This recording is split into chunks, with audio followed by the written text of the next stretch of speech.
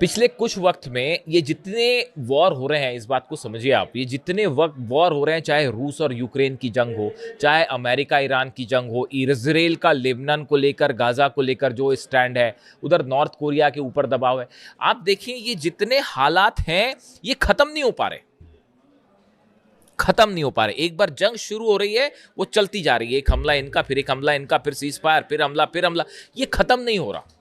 लेकिन हमले कहां नहीं हो रहे, जरा नोट करिए आप। नॉर्थ कोरिया पर अटैक हुआ क्या?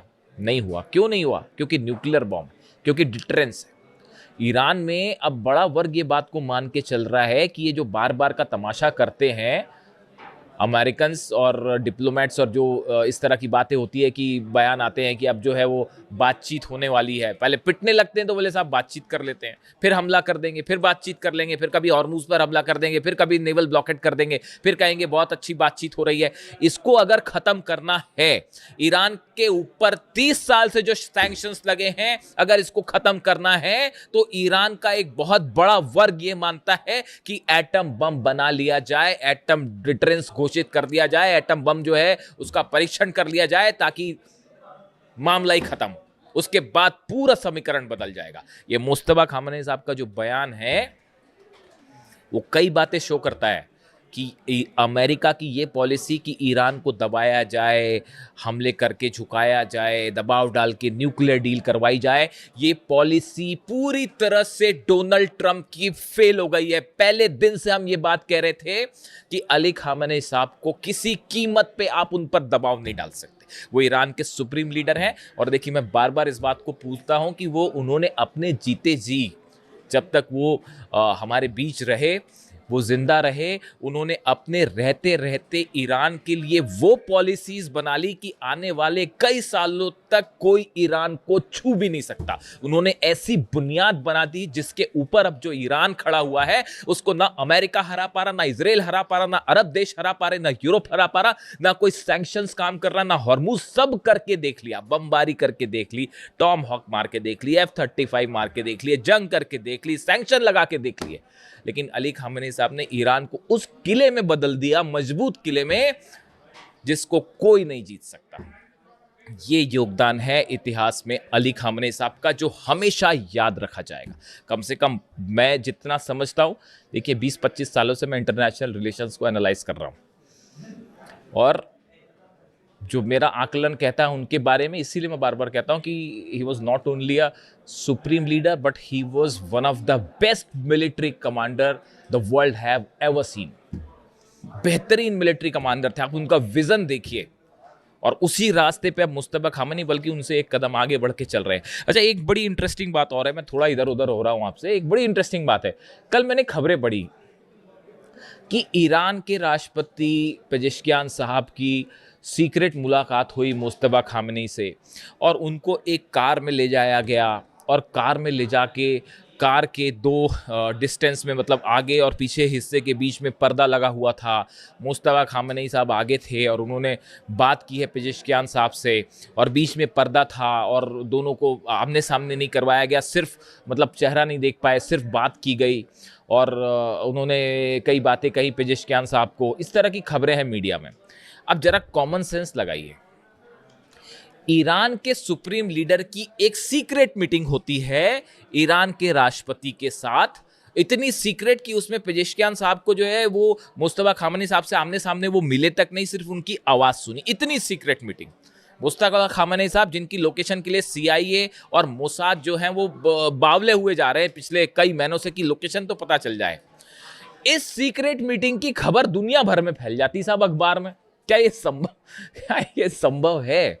इस तरह की खबरें कि पेजेश्कियान साहब का इस्तीफा होने वाला है, अब ईरान के राष्ट्रपति अब इस्तीफा दे देंगे, और मनमुटाव हो गया है, और ग्रुपों में डिवाइड हो गया है ईरान। मतलब ऐसी ऐसी खबरें साहब की सुनकर जो है आश्चर्य भी होता है, दुख भी होता है, और हंसी भी आती कभी कभी तो। मतलब आप सोचिए, ईरान के सुप्रीम लीडर की पोजीशन को लेकर, कि उनकी लोकेशन को लेकर ईरान इतनी सावधानियां बरत रहा है, उनकी इतनी सीक्रेट मीटिंग होती है राष्ट्रपति के साथ, और वो पूरे दुनिया भर में फैल गई, खबर भारत तक आ गई साहब कि वो एक कार में बैठे थे, वो सामने बैठे थे, वो पीछे। मतलब क्या ही बोला जाए, मतलब हैरानी होती है मुझे तो कई बार। खैर छोड़िए, अलग अलग खबरें चलती हैं। तो इसीलिए मैं कहता हूं आपको कि खबरों पर बड़ा है ना विश्वसनीय एनालिसिस के साथ भरोसा होना चाहिए।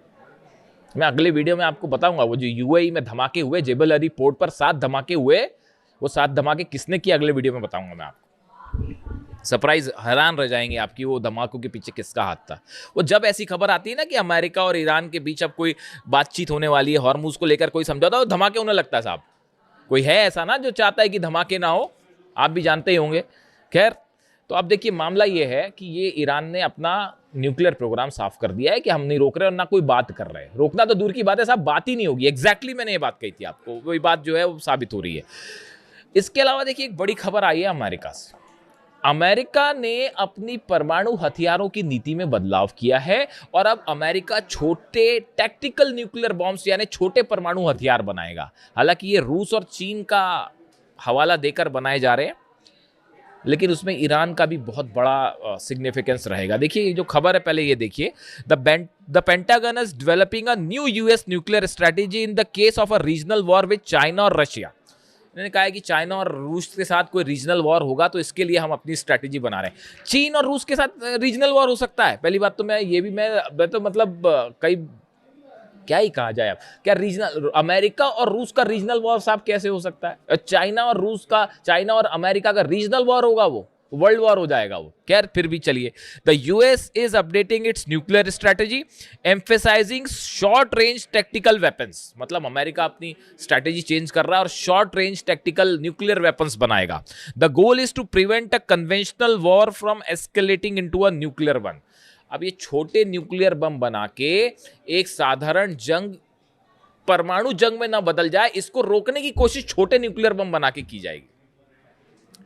तो मेरी समझ के तो बाहर है। अब ये छोटा न्यूक्लियर बम, जो टैक्टिकल न्यूक्लियर बम क्या होता है, उसको अगर आप एकदम सरल भाषा में समझें तो एक छोटा न्यूक्लियर बम होगा जिसमें बहुत बड़ा धमाका नहीं होगा। मतलब ऐसा नहीं होगा कि किसी देश पे डाला तो पूरा देश तबाह हो जाए।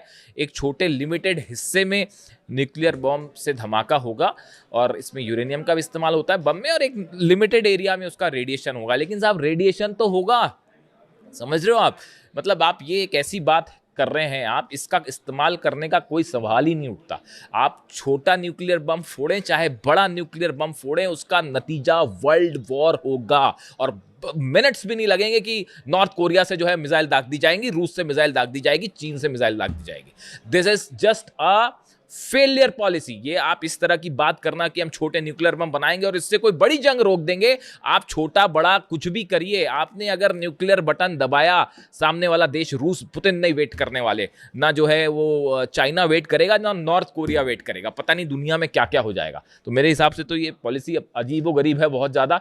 लेकिन जिसने भी अब जो सोच रहा है इस पर, तो फिलहाल अमेरिका इस पर काम कर रहा है। इसके बाद ये सवाल उठने लगे अचानक कि क्या ईरान के लिए ये बनाया जा रहा है?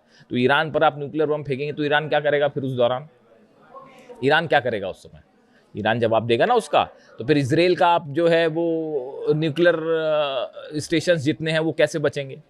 आप भी सोचिए जरा, अरब के ठिकाने कैसे बचेंगे? तो ये इसका पता नहीं मुझे क्या है इसका कैलकुलेशन, डिफेंस एक्सपर्ट ही बेहतर बताएं। लेकिन खबर तो खबर है, ये है मामला कि अब अमेरिका छोटे न्यूक्लियर हथियार बनाएगा। देखिए अब ये मामला जो है वो एक ऐसी जंग की तरफ बढ़ रहा है जिसका कोई हल नहीं है। इसका हल एक ही है कि अमेरिका, डोनाल्ड ट्रंप अपनी हार स्वीकार करें और हॉर्मुज छोड़ के निकल जाएं, अरब बेसिस खाली करें। यही ईरान चाह रहा है कि भाई आप भी शांति से रहो, हम भी शांति से रहो, हमारे मामले में आप मत दखल दीजिए। हमारे मामले में ये न्यूक्लियर बम, ये बात जो है बिल्कुल स्वीकार करने लायक ही नहीं है कि ईरान न्यूक्लियर बम बना के उसका इस्तेमाल कर देगा। अरे इस्तेमाल कर देगा तो आज का ये जमाना है ही नहीं ऐसा भाई साहब कि अगर कोई देश न्यूक्लियर बम का इस्तेमाल करे तो वर्ल्ड वॉर ना हो, सब कुछ खत्म हो जाएगा। अब ऐसा थोड़ी कि रेडिएशन जो है अगर होगा मान लो, तो रेडिएशन ये देखेगा कि नहीं मैं सऊदी की जो है वो लैंड में नहीं घुसूंगा, रेडिएशन मैं उसमें या यूएई में नहीं करूंगा, या जॉर्डन में नहीं करूंगा, या इजराइल में नहीं करूंगा, या ईरान में नहीं करूंगा। रेडिएशन होता है, किसी भी तरह का रेडिएशन रूस भी खत्म कर देगा, यूरोप भी खत्म कर देगा, अरब भी खत्म कर देगा, इसराइल भी खत्म हो जाएगा। यहां पर न्यूक्लियर धमाके वाली कोई संभावना ही नहीं है।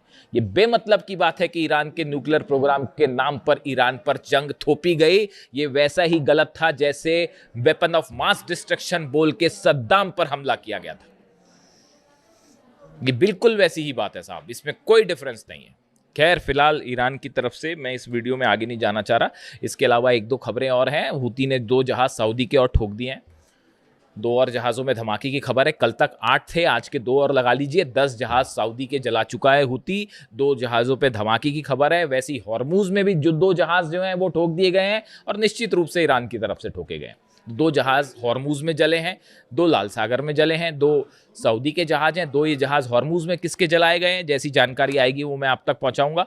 और जो हूती की तरफ से कहा गया है, tankers with ballistic missiles including Daisy in the Gulf of Aden and Wafa near Yanbu in the Red Sea, ये 2 जहाज़ों पर हमले हुए हैं। Saying the attacks are the part of maritime blockade campaign, ये हूती की तरफ से कहा जा रहा है। The group warned that the Saudi linked vessels would not be allowed to transit any key waterways until its demands are met. Houthi की तरफ से कहा गया जब तक हमारी शर्तें पूरी नहीं की जाती, हमारा जो ब्लॉकेड करके रखा है सऊदी ने खत्म नहीं किया जाएगा, तब तक हम ठोकते रहें। और इस बीच ईरान की तरफ से न्यूक्लियर पॉलिसी का बड़ा ऐलान, जो अब इस मामले को एक बड़े ऐसी जंग की तरफ धकेल रहा है जो बेहद खतरनाक हो सकती है। वीडियो कैसा लगा कमेंट करके ज़रूर बताइए, आपके हर कमेंट पे पढ़ने की कोशिश करता हूँ। Thank you so much.